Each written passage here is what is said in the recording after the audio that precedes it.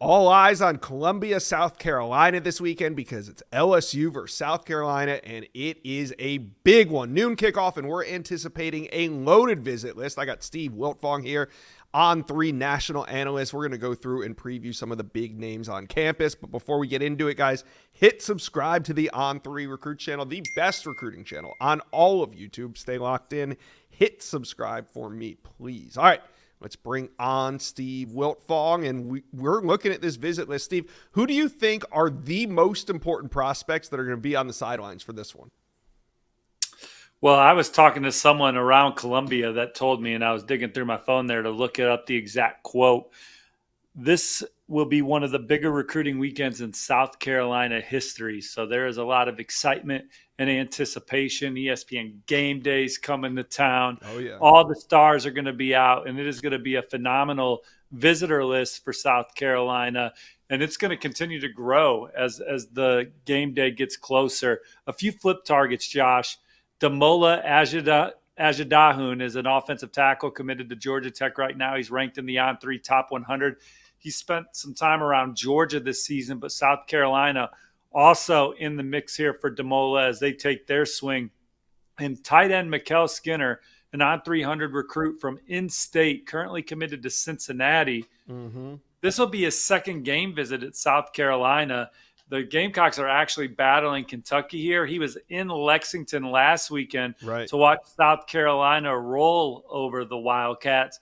Now he's going to be in Columbia, has a chance to watch South Carolina get a big win against LSU. So more opportunity for them there in the 2025 class. In the 2026 class, they got a couple talented linebackers committed.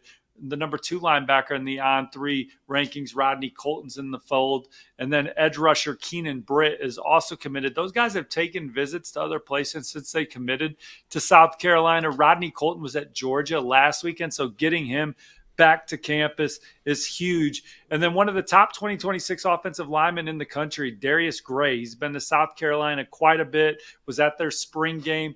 Back this weekend. I think the Gamecocks are the early leader for Darius Gray. He's got a national offer list. All right. Shane Beamer and the Cox, year 4, off to a great start. What are you hearing just about recruiting from the kids that you talk to? Well, South Carolina always does a fantastic job of building relationships with top targets. They have a really good infrastructure and a lot of resources around the program to win blue chip battles like they did with Dylan Stewart in the cycle before.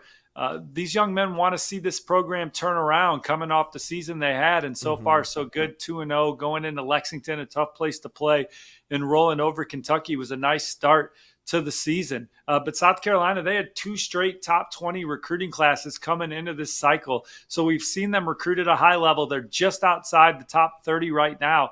But if they continue to play at a high level right now, and they got some big opportunities coming up after this one with top 10 opponents in Ole Miss and Alabama, it's a heck of a time to capitalize, and it begins on Saturday. Yep. All right, South Carolina fans, talk to us. Comment section below. How do you feel about this upcoming game? And if the Cox can beat LSU, who are your top targets that you want to see South Carolina make a move with? Let us know. Comment section below.